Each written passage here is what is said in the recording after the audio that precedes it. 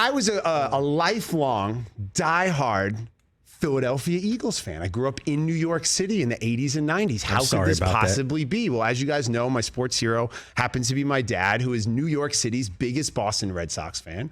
So for years and years, I would see him suffer, and entire subway cars would chant, "Boston sucks, Lions sucks," which really imprints you as an 11-year-old. And you're like, wait, that's me.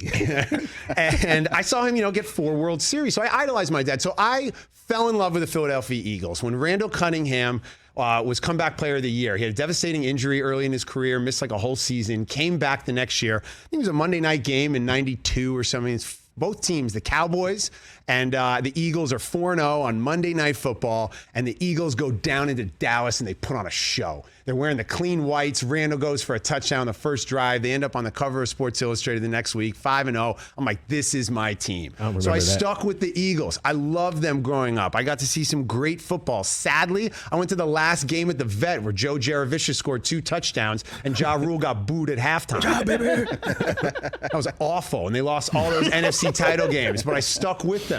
And then they made it to a Super Bowl, and despite T.O. with aluminum rods in his leg, they couldn't get it done against Tom Brady. Andy Reid still waiting for the hurry-up offense in the fourth quarter.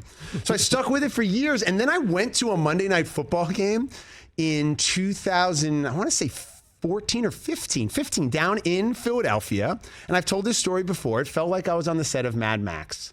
There was trash cans on fire and just people being violent in the parking lot. And I just said to myself, this is not my tribe. I'm a positive guy. Hopefully, if you're listening or watching this week or hanging out with us on SiriusXM or Westwood One or the Audacy app or on Peacock, or you find our clips on YouTube or wherever we are, you'll hopefully realize, hey, that guy Ben, probably I didn't really like him Monday morning, but by Friday, he seems like a positive, nice guy. Yeah, that'd be nice if that worked out. Right? I'm a positive person. So all this negative energy, you guys, they sell crab fries. There's not even crabs on the fries. Like, the place is garbage.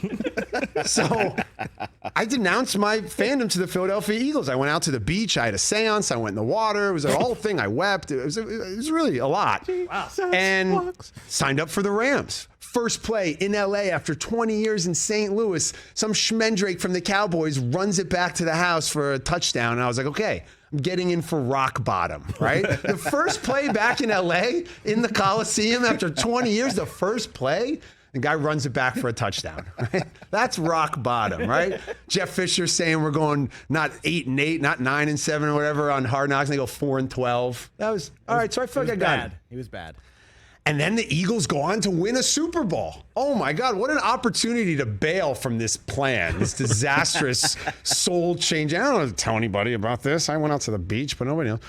So I became a Rams fan despite the Eagles winning. And then I saw the footage of that Eagles fan eating horse manure in the streets of Philadelphia the night they won the Super Bowl. And I said, I'm confirming my feeling that this is not my thing. Google that, Brockman. Google Eagles fan horse manure. I don't want to do that. It happened, Chris. And so that was a reminder. And then I stuck with it. And then Jared Goff and the babyface quarterback lost to TB12. And I stuck with it, you guys. I persevered. I put in all those hours taking the metro. It's not as easy, Garcetti, as you think it is to get down to the games. I'm sorry. And so I finally got this Super Bowl ring and not even a mention from anybody. Nothing. Well, allow me to clarify that wrong. Congratulations on your Super Bowl. Thank you very much, yes, CJ. Yeah. I hope you get one in your lifetime again. Oh, I will in February. I'm an actual season ticket holder. Like, congratulate me. I feel like you go for fantasy implications, and you made me do something at the football game that I will never do again. Oh, no. Oh, my God. When this happened, I was like so horrified. And you said it with such conviction, and I was your guest, and so we had to do it. Peer pressure. Mr. T would not be happy. I pay the fool. You're like, we got to play the 50-50. I'm like, what? What are you talking about? I spent $100 on lottery tickets at a football game? Yo, it was like 200 grand.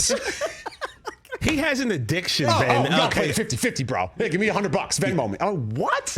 Ben Lyons, here's the deal. He has Do an you addiction. ever play the lottery? I occasionally will buy a scratch-off game if it's one of those games that takes more than just 3 scratches. Like, I want a bingo that's going to get me about 9 minutes of entertainment for my $1. Here's the thing. Mega's $4.40 this week. I bought $10 worth last night. Exactly. And you know what your odds of winning that are? One and Basically very good? zero. Zero. Your odds of winning are zero. Why are you You're gonna tell me not that? going to win. Someone's gonna Here's win. the deal, though. At a football game, when you play the 50-50, there's only 70,000 people at the game. Someone is going to win. 1 in 70,000, much better than 1 in 3 trillion. Okay, he does have a point there. He's Okay. got But a when you have a system and you're approaching the 50-50, it's too intense for me already. Yeah, right. We're already at a football game. Everyone's being the worst version of themselves already. We're eating garbage. We're yelling at people to hurt each other. Like, we need some positive. We don't need to then just lose another By the way, $100. Ben and I slammed like 2 32-ounce Modelo's. It was like so fast. And you how don't even drink like that. And I don't even drink like that.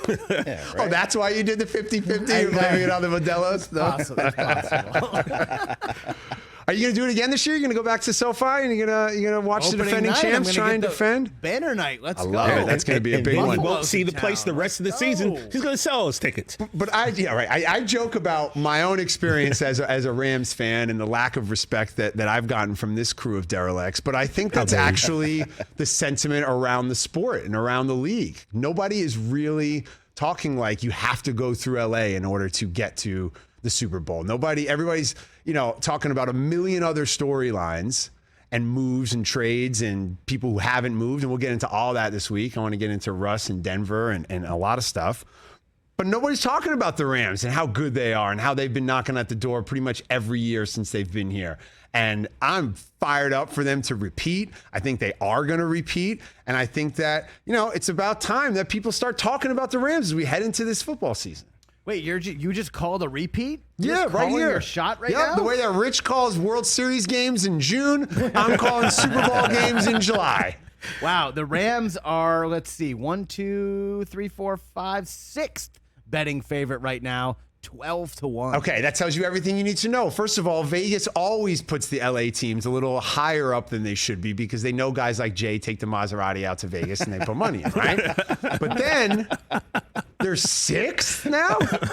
That means they really should be like 9th in their eyes. So they're inflating them up to 6. So right now, Bills are your betting favorite. They're about 6 or 7-1, depending on where you have your action. The Bucks are second, followed by the Chiefs. Chargers 10-1. They're not even the favorite in their own stadium? Chargers 10-1. Okay, I didn't know if I was had any meat on the bone for this first segment of Ben's not getting respect because he's a Ram fan. Oh, the Rams aren't getting. Whole lot This of meat. validates my theory on the drive over here this morning. Are you kidding me? The Chargers are favored over the Rams to win the Super Bowl? Packers and It's gonna be Rams. a crazy week, you guys. 12-1. This is gonna be. Let me ask you, 12-1. what are the Arizona Cardinals odds? Because statistically speaking, and we're in the statistics, they are going to win the Super Bowl this year based upon what we've seen the last two seasons. Back-to-back home team winning. Yeah. Let's see. We got Ravens and Niners 18-1. Bengals, Broncos 20-1. Cowboys 22-1. That's way too low.